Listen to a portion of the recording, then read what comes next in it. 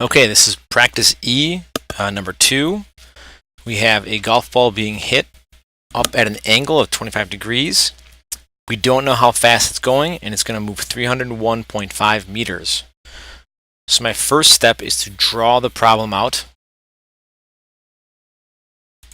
The ball is going to take a parabolic path, and land at 301.5 meters away.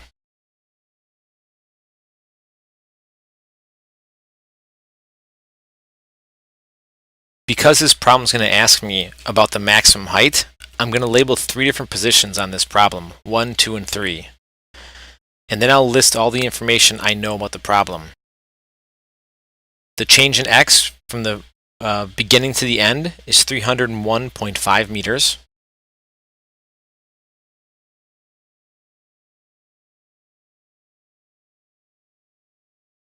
Change in y from 1 to 3 is 0 meters. It starts on the ground, ends on the ground. I know the acceleration in the y is negative 9.8 meters per second squared.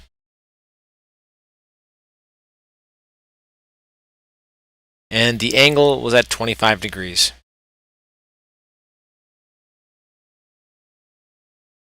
I don't know how fast this thing was moving. For a problem like this, I'm going to start off writing some equations that I know I can use. So for example, I know the displacement. So the formula for displacement is delta x equals velocity initial x times time. For the y component, the change in y is the velocity initial y times time plus 1/2 acceleration times squared. Now that I've written these two formulas that will describe the x displacement and the y displacement, I realize I have 3 unknowns. I don't know the velocity 1x, velocity 1y, or the change in time.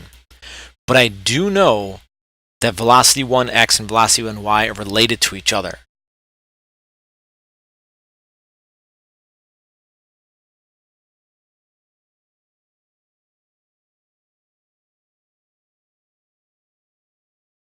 I know the velocity 1x component is the cosine of theta times velocity 1, and the velocity 1y component is sine theta times velocity 1. I'm going to insert those two into my delta x and delta y formulas.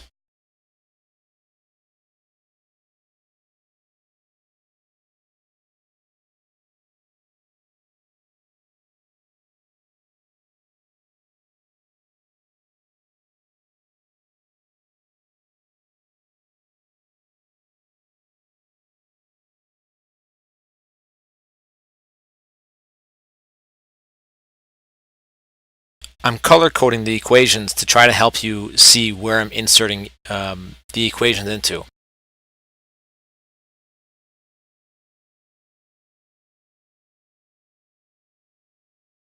I know it seems like I'm making these formulas more complicated, but when I'm done, you'll see that I've eliminated the velocity 1, x, and y variables. Now I have 2 equations with only 2 unknowns, velocity 1 and delta t.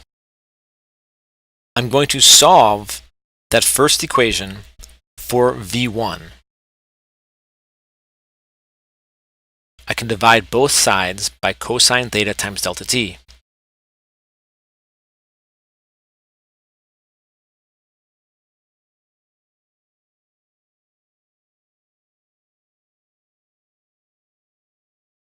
I can then insert that into my second equation.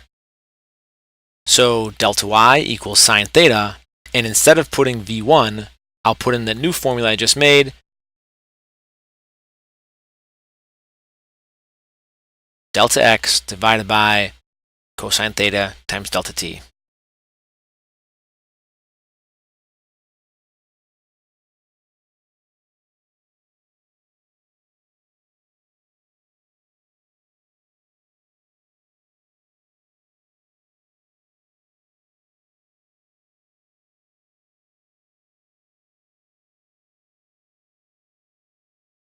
At this point, I can begin to simplify things. I see that in that first term, that the delta t divided by delta t should cancel out.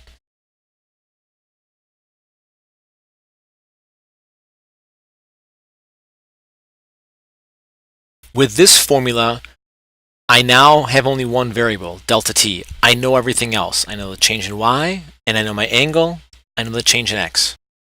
I can simplify the formula again because I see that sine theta divided by cosine theta, that just equals tangent of theta.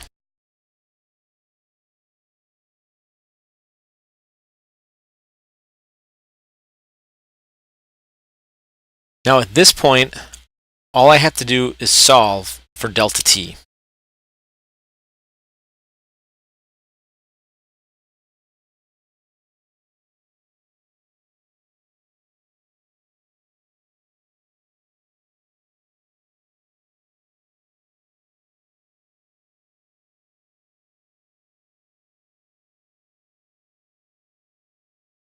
So my final solved formula is the square root of 2 times the quantity, delta y, minus tangent theta times delta x divided by acceleration y.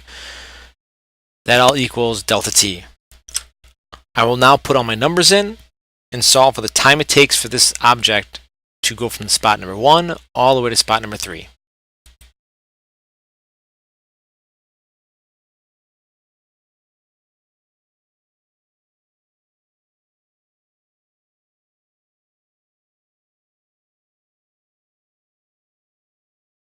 So I can see it takes 5.36 seconds for the ball to travel from spot number 1 to spot number 3. The next part is I'm going to solve to figure out what the initial velocity is. I can use my original formula for delta x because I know what the change in x is and the time, and I can solve for what the velocity at position number 1 is.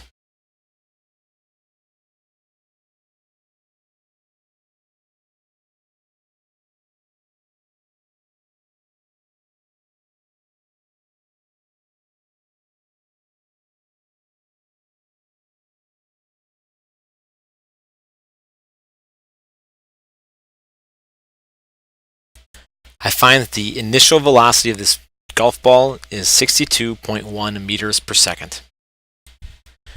As we did with problems in the past, last chapter that is, we would try to find the maximum height by using the y components. If we know what the initial y velocity was, we know that at the highest point the y velocity is 0, and we know the acceleration. So I need to now solve for what is the y velocity, the initial y velocity in this problem. I find the y velocity at position number 1 to be 26.2 meters per second. Now I can use a familiar formula, velocity 2y squared equals velocity 1y squared plus 2 times the acceleration y times delta y.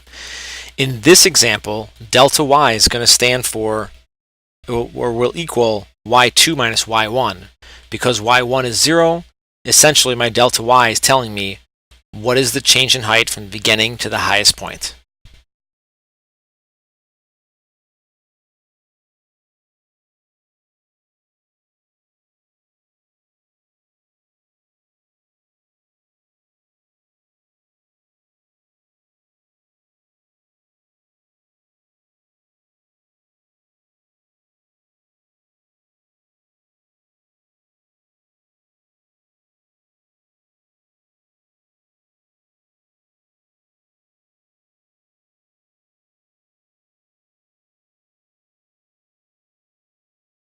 When I finally solve the problem, I get a change in y of 35.1 meters.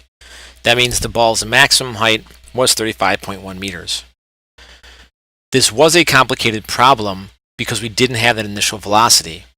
There is a slightly easier way to do this problem, but it requires the use of a formula called the range formula.